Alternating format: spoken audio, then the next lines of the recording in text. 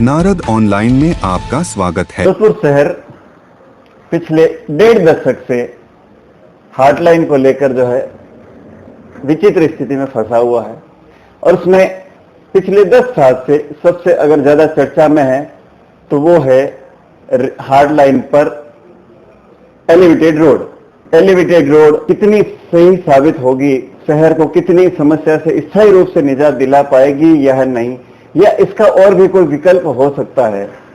ऐसे ही कुछ पहलुओं पर चर्चा करने के लिए आज हम आए हैं त्रिभुवन राज भंडारी जी के पास। भंडारी साहब शहर के उद्यमी हैं और इनका परिवार जो है जोधपुर की स्थापना से लेकर अब तक जोधपुर में ही है, तो जोधपुर की हर रग रग से एक एक रास्ते से जो है तो ये परिवार वाकिफ है।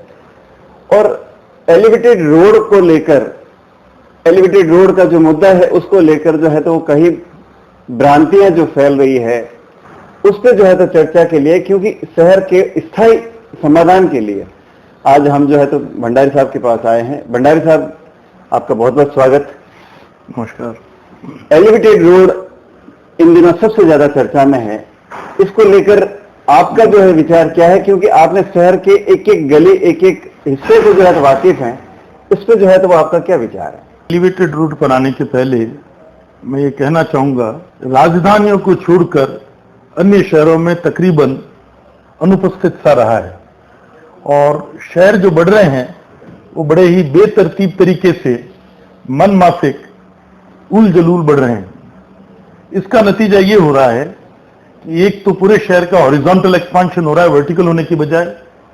शहर में डिस्टेंसेस बढ़ रहे हैं, पॉल्यूशन का लोड बढ़ रहा है और जो मुख्य हार्टलाइंस हैं, जो मुख्य सड़कें हैं, वहां ट्रैफिक जाम की एक स्थायी समस्या खड़ी हो गई है। यह स्थायी समस्या जो हार्टलाइन है 5वीं रोड के चौराहे से लेकर और पावटा चौराहे तक या मां मंदिर तक कह सकते हैं, वहां पर बहुत ही ज्यादा विकट स्थिति में है और इसी के निवारण के लिए शायद एलिवेटेड रोड का विचार सामने आया और उस पर काफी, जैसा कि आपने बताया, डीपीआर वगैरह की कार्रवाई भी हुई। निवेदन यह है कि एलिवेटेड रोड समस्या के इलाज की बजाय उसको और बढ़ा देगा। अच्छा। और विशेषकर तब जब ये निर्माणाधीन होगा, शहरी लोगों की लाइफ नारकीय बन जाएगी। एक ही सड़क है और उस पर इतना कंस्ट्रक्शन होगा तो आना जाना दुभर हो जाएगा। इसके अलावा ये एक किस्म का तदर्थ इलाज है, एडॉक सॉल्यूशन है और ये शहर के एक्सपांशन के लिए पूरे नियोजन की व्यवस्था नहीं करता है। इस संबंध में मेरे कुछ सुझाव हैं। देखिए, शहर में पहला सुझाव मैं शुरू करूंगा बाहर के एरिया से। मथानिया से लेकर रायकाबाग तक एक रेलवे लाइन चलती जो जैसलमेर वाली लाइन है। इस बीच में ये कहना चाहूंगा कि होलिस्टिक लेवल पर समग्र रूप से जब अपने शहरी नियोजन की बात करते हैं तो उसमें रेलवे और राज्य शहरी नियोजन विभाग दोनों को एक ही टेबल पर आना होगा, तभी यह संभव होगा और विशेषकर जोधपुर के संदर्भ में। इसीलिए मैं अपनी बात रेलवे से शुरू कर रहा हूं। जो ये ट्रैक है मथानिया से लेकर रायकाबाग तक, सर्वप्रथम इस ट्रैक को यहां से हटा दिया जाए। इसका नतीजा ये होगा कि एक पैरेलल मंडोर रोड मिल जाएगी, एक समानांतर मंडोर रोड आपको उपलब्ध हो जाएगी, जिससे मंडोर रोड के ट्रैफिक की समस्या तकरीबन समाप्त हो जाएगी। और इसके अलावा मां मंदिर और मंडोर रेलवे स्टेशन पर वाणिज्यिक डेवलपमेंट की बहुत बड़ी संभावनाएं खड़ी हो जाएंगी। इस रोड के दोनों तरफ वाणिज्यिक संस्थान खड़े हो पाएंगे और इसके अलावा इतने लंबे ट्रैक पर आपको अतिरिक्त पार्किंग की सुविधा उपलब्ध होगी जो आपकी समस्याओं का निवारण करेगी। और इसका सबसे बड़ा लाभ यह है कि इस कॉरिडोर को ना कोई पाइपलाइन क्रॉस करती है, ना कोई इलेक्ट्रिकल लाइन क्रॉस करती है, किसी तरह की कोई रुकावट नहीं। और इसी ट्रैक पर जब इसी ट्रैक के स्थान पर जब सड़क बने तो मध्य में मेट्रो रेल की व्यवस्था के लिए स्थान छोड़ दिया जाए। साथ साथ नहीं बनाए तो कम से कम उसका प्रावधान योजना के अंदर डाल दिया जाए। इससे मंडोर रोड की समस्या अप टू पावटा चौराहे तकरीबन समाप्त हो जाएगी। और सबसे बड़ी सुविधा यह रहेगी कि इन दोनों रोड के बीच में जगह जगह लिंक रोड ऑलरेडी उपलब्ध है। वो है पहले से है। तो आप इन रोड्स पे वन वे ट्रैफिक भी प्लान कर सकते हैं, जी जी, ताकि ट्रैफिक बिल्कुल निर्बाध रूप से चलता रहे। इसके बाद में यही ट्रैक, अब ये ट्रैक जो है, जो मथानिया से आपने यहां तक हटाया है, ये मथानिया से डांगियावास के आगे कहीं पर दिल्ली वाली मेन लाइन से लिंक कर दिया जाए जी।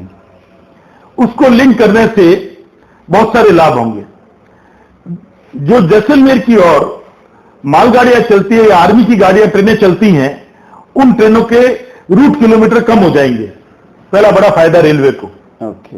दूसरा बड़ा फायदा, उन मालगाड़ियों को रायकाबाग स्टेशन तक लाने की या भगवती कोठी यार्ड तक ले जाने की आवश्यकता नहीं है, क्योंकि जब दिल्ली की ओर से गाड़ी आती है और उसको जैसलमेर की ओर ले जाना होता है तो इंजन का मुंह पलटना पड़ता है। ओके। और उसमें 2-3 घंटे लगते हैं, तो वो समय की बचत और हो जाएगी। रैक का जो टर्न अराउंड टाइम है वो कम हो जाएगा, उससे भी रेलवे को लाभ होगा। उसके अलावा सबसे बड़ा लाभ होगा डिफेंस को। डिफेंस की जो गाड़ियां हैं वो अभी रायकाबाग होकर जब जाती है तो वहां इंजन बदलने के में समय लगता है, और उस दौरान वो रैक या तो रायकाबाग या भगवती कोठी कहीं कहीं खड़ा रहेगा, and it is a sitting duck. वो 2 घंटे अगर गाड़ी खड़ी है तो आज के सैटेलाइट सर्विलांस के जमाने में वो गाड़ी दिख रही है, सही है, और आप इसी दिन स्ट्राइक कर सकते हैं। अगर आप ये बार बार ट्रैक बना देते हैं तो वो ट्रेन सीधी बिना रुके जैसलमेर चली जाएगी और उधर से निकल आएगी। ये डिफेंस को बहुत बड़ा फायदा है। अब इसके बाद क्या किया जाए, पहले अपन रेलवे की बात करते हैं। जो आप डांगियावास के आगे इसको लिंक कर रहे हैं मथानिया से, वहां से इसको सीधा दिल्ली के ट्रैक से लुनी जंक्शन तक लिंक कर दें। ओके। जब आपने इसको लुनी जंक्शन तक लिंक कर दिया जी, तो आपने डिफेंस के लिए पूरा एरिया ही खोल दिया।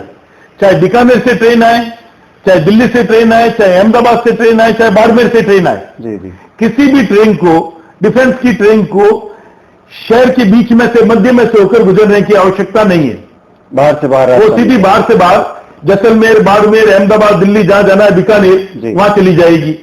और फिर रूट किलोमीटर भी कम हो जाएंगे। जो कोयले के दूसरे रेक्स आते हैं, जो अहमदाबाद से होकर आते हैं या इधर दिल्ली से होकर आते हैं, उनके रूट किलोमीटर भी रिड्यूस हो जाएंगे। इसके बाद में इसी ट्रैक को लुनी जंक्शन से बोरानाडा होते हुए मथानिया मिला दिया जाए। अगर ऐसा कर दिया जाता है तो आपको एक आउटर रूट मिल जाएगा पूरा लूप लाइन का। वॉर की टाइम में आपके लॉजिस्टिक्स की पूरी समस्या हल हो जाएगी, क्योंकि डिफेंस के मूवमेंट के लिए मल्टीपल रास्ते उपलब्ध हो जाएंगे। यहां पर जब नया ट्रैक बिछाया जाए तो उसके साथ में मेट्रो ट्रेन की व्यवस्था रखी जाए, तो जोधपुर को आउटर को लिंक करने के लिए एक सर्कुलर ट्रेन की व्यवस्था मिल जाएगी। तो इससे जोधपुर का जो इसके मध्य में जो एरिया पड़ता है, इसके शहर की तरफ का इलाका, उसको आप रीडेवलप कर सकते हो। इंडस्ट्रियल एरिया आ सकता है, इंटरनल कंटेनर डिपो आ सकते हैं, रेजिडेंशियल कॉलोनीज आ सकती है, इंस्टीट्यूशनल एरिया आ सकते हैं, बहुत सारी जमीन उपलब्ध हो जाएगी। और विशेषकर डांगियावास साइड में जहां पानी की उपलब्धता नहीं है, वहां पर जो सरप्लस पानी जमीन से भी निकाल के डंप किया जा रहा है इधर उधर, उस पानी का आप उपयोग कर सकते हैं। एक और एडवांटेज इससे यह होगा, चूंकि जोधपुर दिल्ली मुंबई रेल कॉरिडोर के शेडो एरिया में आता है, तो शेडो एरिया में आने की वजह से मारवाड़ जंक्शन से जोधपुर के पूरे इलाके का मथानिया, बोरानाडा, देईजर, डांगियावास, हर इलाके का सीधा लिंक मारवाड़ जंक्शन के साथ हो जाएगा, जो दिल्ली मुंबई रेल कॉरिडोर को अच्छे से लिंक कर देगा। तो इससे जोधपुर के उद्योगों को और आयात निर्यात के व्यवसाय को बहुत भारी बढ़ावा मिलने की संभावना है। इसके अलावा पचपदरा में जो रिफाइनरी आ रही है, उससे जो रॉ मटेरियल आएगा वो भी जोधपुर के हर कोने में ट्रेन के माध्यम से पहुंचाने की सुविधा उपलब्ध हो जाएगी। सही है। ये जो राउंड ट्रैक अपन लगा रहे हैं, इसके दोनों तरफ हाईवे भी प्लान किया जा सकता है जो इस ट्रैक के पैरेलल चले। एक ट्रैक निकलता है अपना भगवती कोठी से लेकर और फिदूसर तक, जिसमें पत्थर का जो टाइम में पुरानी ट्रेन आना जाना होता था, वो उस पर दुनिया भर के एंक्रोचमेंट वगैरह हो गए हैं और वो ट्रैक ऐसे ही पड़ा है। उस ट्रैक को हटाकर अगर वहां पर एक सड़क बना दी जाए फिदूसर तक, और उसके मध्य में मेट्रो की व्यवस्था कर दी जाए, तो फिदूसर से लेके भगवती कोठी होते हुए, रायकाबाग होते हुए मां मंदिर और मंडोर तक का आपको मेट्रो का ट्रैक मिल जाएगा। और उसके अलावा एक पैरेलल रोड और मिल जाएगी डायगोनल। अब आप फिदूसर से लेके और मंडोर तक इस ट्रैक को दोबारा मिला दें, आगे बढ़ा दें, इस ट्रैक को बढ़ा दें, उसके साथ सड़क को मिला दें और उससे आप मेट्रो की व्यवस्था भी कर दें, तो आपको एक इंटरनल मेट्रो मिल जाएगी जो मंडोर, मां मंदिर, Raikabagh, Sojati gate, Jodhpur railway station, बल्कि कोठी, और यहां से घूमते हुए industrial area, light industrial area, Shastri Nagar थाना, और वहां से आगे बढ़ते हुए फिर दूसरा रोड मंडल तक चली जाएगी, और जोधपुर को एक पूरी रेल अपना राउंड रॉबिन की तरह एक सड़क भी मिल गई। अब इसी को आगे बढ़ाते हुए अब ये सवाल खड़ा होगा, साहब जब एलिवेटेड रोड नहीं बनेगी तो हार्टलाइन में कैसे स्थान जाएगा? भी तरीका है जी, और बहुत आसान तरीका है, कम खर्चीला तरीका है, और ज्यादा सुविधाजनक और दीर्घ समय के लिए स्थायी सॉल्यूशन है। प्रथम मैं ये सजेस्ट करना चाहूंगा कि जालोर गेट से तकिया चांदशाह सोस्ती गेट तक की जो सड़क चलती है, इस सड़क को चौड़ा कर दिया जाए। यहाँ कब्रिस्तान की जमीन है बहुत सारी, जो कब्रिस्तान चालू नहीं है, सही है, और उसकी जमीन एक्वायर करके बड़ी आसानी से इस सड़क को चौड़ा करने पर जालोर गेट से सोस्ती गेट तक एक पैरेलल रोड और मिल जाएगी, सही है, और जिसके बीच में लिंक रोड्स भी हैं, बिल्कुल, तो दोनों तरफ आप वन वे ट्रैफिक लागू कर सकते हैं, जिससे निर्बाध ट्रैफिक चलता रहेगा। और इसी सड़क को नई सड़क से क्रॉस करते हुए स्टेडियम तक आप चौड़ा करके आगे मिला दें, और वहां से या तो पब्लिक पार्क के थ्रू और या मेड़ती गेट होते हुए आप पावटा चौराहे तक मिला दें। इस रोड को चौड़ा करने से और इसको नई सड़क पे एक चौराहा और बना के क्रॉसिंग देकर और स्टेडियम के पास ले जाके और आगे पावटा चौराहे तक सिस्टमेटिक तरीके से अगर सड़क बना दी जाए तो जालोरी गेट से लेके और पावटा सर्कल तक आपको एक पैरेलल रोड की व्यवस्था उपलब्ध हो जाएगी हार्टलाइन के साथ में। अपना एक ट्रैफिक चलता है जो नई सड़क होके सिटी के अंदर जाता है जी। अगर आपने ध्यान दिया हो तो घंटाघर के आगे गुलाब सागर के पास से एक रास्ता जाता है उम्मेद चौक होके नागौरी गेट तक। अगर इस सड़क को चौड़ा कर दिया जाए और बड़ी सड़क बना दी जाए तो अगर आप इसको बड़ा कर देते हैं तो हार्टलाइन का ट्रैफिक तो तकरीबन खत्म ही हो जाएगा, सही है, सीधा ट्रैफिक निकल जाएगा। फिर इधर अपने जालोरी गेट से तक भी अंदर की तरफ एक सड़क निकलती है जी, जो आगे जाके घोड़ों चौक तक मिलाती है, बिल्कुल है। अगर उस सड़क को घोड़ों चौक से लेके और शिवांशी गेट तक चौड़ा कर दिया जाए तो इन चीज जो सोस्ती गेट वाली सड़क है इसकी तीसरी पैरेलल रोड हो जाएगी। पहली अभी है, दूसरी सड़क आपके तकिया चांदशाह की, और तीसरी सड़क अंदर की तरफ जो शिवांशी गेट से घूमते हुए सीधी घोड़ों के चौक तक जाएगी।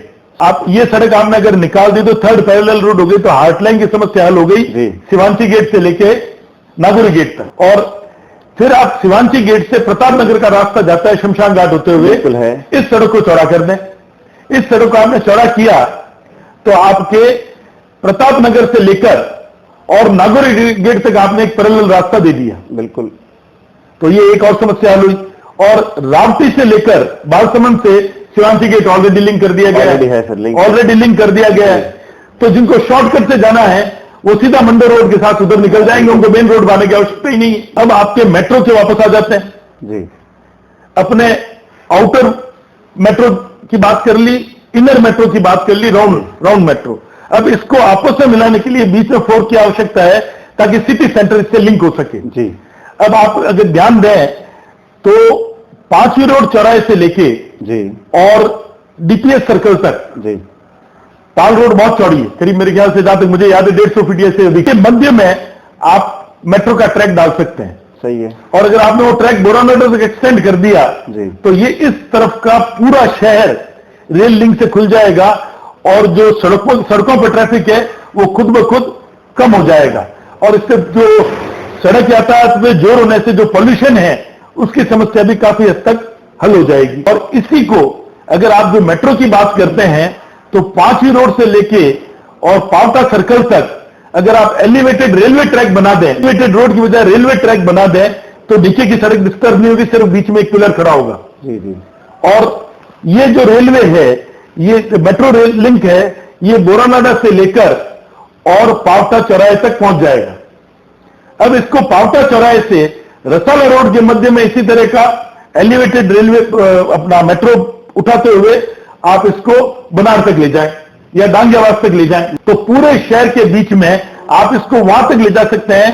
जो आउटर रिंग जो इनर सर्कल है रेलवे ट्रैक का उसको लिंक कर देगा और आउटर सर्कल से लिंक कर दें तो पूरा शहर मेट्रो से भी कनेक्टिविटी हो जाएगी और सड़कों की कनेक्टिविटी भी मिल जाएगी। आने वाले 50 से 100 साल के लिए 100 साल की जोधपुर की समस्या को हल कर देगी। इसमें 2 सवाल और खड़े होंगे कि साहब ये होगा कैसे एडमिनिस्ट्रेशन के लिए, क्योंकि अलग अलग विभाग है, केंद्रीय सरकार, राज्य सरकार, लोकल अथॉरिटी सब इन्वॉल्व है। ये तो मेरा ये इसमें एक सजेशन ये है कि एक ओवरराइडिंग बॉडी बना दी जाए दिल्ली मेट्रो की तरह, और उस ओवरराइडिंग बॉडी में चीफ सेक्रेटरी लेवल का आदमी उसका चेयरमैन बने, जिसको ओवरराइडिंग पावर रहेगी, और उस पर रेलवे, डिफेंस और लोकल लोगों का और राज्य सरकार का रिप्रेजेंटेशन रहेगा।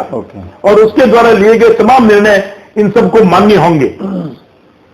इससे त्वरित गति से पूरी स्कीम को लागू किया जा सकेगा। अब सवाल खड़ा होगा था फाइनेंस कहां से है? मेरी नजर में इसमें फाइनेंस की कोई समस्या नहीं है। रेलवे जो जमीन आपको सरेंडर करेगी, उसके एवज में आप आउटर एरिया में रेलवे को फ्री लैंड उपलब्ध करवाएं। रेलवे की जमीन आपको मिलेगी, उसके दोनों तरफ वाणिज्यिक विकास होगा, कमर्शियल डेवलपमेंट होगा। उसके अलावा मां मंदिर और मंडल रेलवे स्टेशन की बड़ी जमीनों पर वाणिज्यिक विकास की संभावनाएं खड़ी होती है और पैसा खड़ा होगा। और उससे जो राशि उपलब्ध होती है, आज आप समझें कि एक 10-12 किलोमीटर के ट्रैक पे दोनों ओर वाणिज्यिक उपयोग की जमीनों का कन्वर्जन आप करेंगे तो आपको कितनी राशि उपलब्ध होगी, और रेलवे स्टेशन से कितनी राशि उपलब्ध होगी जो जमीन डेवलप करेंगे। उस राशि से आप जमीन एक्वायर करके रेलवे को दे सकते हैं। यहां तक कि आपको रेलवे का जो एक्स्ट्रा ट्रैक वगैरह खर्चा है वो भी अगर आप भुगतना चाहें तो भुगतने को राजी हो सकते हैं। रेलवे के लिए डील को और स्वीटन अप करने के लिए, उसको और अच्छी बनाने के लिए, रेलवे की जो शहर के मध्य में जमीनें हैं, नेहरू पार्क के आसपास जो आवासीय इनकी कॉलोनीज है बहुत सी बड़ी बड़ी, और दुनिया भर की जमीन रुकी हुई है, उस जमीन को आप रेलवे को वाणिज्यिक विकास के लिए बिना कोई चार्ज लिए उपलब्ध कराने की परमिशन देते हैं। तो रेलवे अपने उस जमीन पे मल्टी स्टेट बिल्डिंग में आवास रख लेगा और बाकी जमीन से पैसा और खड़ा कर लेगा। ये बर्डन या बोझ स्कीम पे नहीं पड़ेगा। इसके अलावा आप कल्पना करें कि जो आउटर ट्रैक अपन बना रहे हैं जी, उससे शहर की तरफ कितने हजारों बीघा जमीन उपलब्ध हो जाएगी, जो आज बहुत सी जमीन बंजर पड़ी है। ये सारी जमीन कम दामों में एक्वायर की जा सकती है और इसका रीडेवलपमेंट किया जा सकता है, जिससे बड़े इंडस्ट्रियल, आज आपके इंडस्ट्रियल एरिया में जमीन उपलब्ध नहीं है। अब नहीं है। एक काकानी का इंडस्ट्रियल एरिया है जो शायद जब आएगा तब इंडस्ट्री को कोई जगह मिलेगी, वरना यह हो गया है कि जहां इंडस्ट्री का सर समाया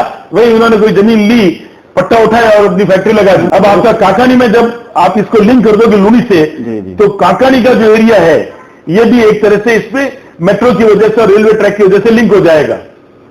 और इसके अलावा बोआनाडा का एरिया लिंक हो जाएगा, डेजर का एरिया लिंक हो जाएगा, डांडिया विकास की तरफ आप औद्योगिक विकास की संभावनाएं खुल जाएंगी और जोधपुर एक बहुत बड़ा इंडस्ट्रियल हब के तौर पर डेवलप हो सकेगा। इसके अलावा जो रिफाइनरी का से रॉ मटेरियल निकलेगा, डिफरेंट केमिकल्स, और जो उसके आगे की जो इंडस्ट्री है उससे link industry, down stream industry जो है उसके विकास की भी पूरी संभावनाएं खुल जाएंगी। और जो ग्राउंड वाटर आज वेस्ट हो रहा है उस पानी का सदुपयोग करने की संभावनाएं भी खुल जाएगी। कि एलिवेटेड रोड पर जो 2000 करोड़ खर्च किया जा रहा है जी, इसके स्थान पर अगर उसी राशि को मूलभूत पूंजी के तौर पे काम लिया जाए, प्रारंभिक पूंजी के तौर पर, तो उस पूंजी से इसको किक स्टार्ट किया जा सकता है और बाद में जैसे जैसे डेवलपमेंट होता है रेवेन्यू और जनरेट होगी। और इतनी रेवेन्यू जनरेट हो सकती है कि जो शहर, बाकी का शहर है, उसके विकास को भी 4 चांद लगाए जा सकते हैं। आप जो रिवर फ्रंट इसी पैसे से बना पाएंगे और इस बचत के पैसे से आसपास के इलाके का भी विकास कर पाएंगे। और इस जो स्कीम आपके समक्ष रखी गई है, जो एक किस्म की लाउड थिंकिंग है और जिसमें अभी बहुत सारे इंप्रूवमेंट जब एक्सपर्ट्स बैठेंगे तो कर पाएंगे, बहुत इंप्रूवमेंट्स की संभावना है। आज हम एक ऐसे वक्त में हैं जब डबल इंजन की सरकार है जी, और सरकारों में आपस में समन्वय की कोई परेशानी दिखती नहीं है। और सबसे बड़ी सौभाग्य की बात तो ये है कि रेलवे मिनिस्टर जोधपुर से आते हैं जी, अश्विनी वैष्णव साहब, और उनका स्वभाव पर जोधपुर से लगाव होगा ही। रेलवे की तरफ से इस स्कीम को लागू करने में मैं नहीं समझता कोई परेशानी होनी चाहिए। जिस तरह ईस्टर्न राजस्थान कैनाल प्रोजेक्ट पे त्वरित निर्णय लिए गए और विवेक आधारित निर्णय लिए गए, वैसे ही निर्णय आज जोधपुर शहर के लिए जाने की संभावनाएं काफी उज्जवल दिखती हैं। और अगर ऐसा होता है तो शहरी विकास में जोधपुर एक बहुत बड़ी नजीर स्थापित कर पाएगा, ऐसा मेरा विश्वास है, सूचना है।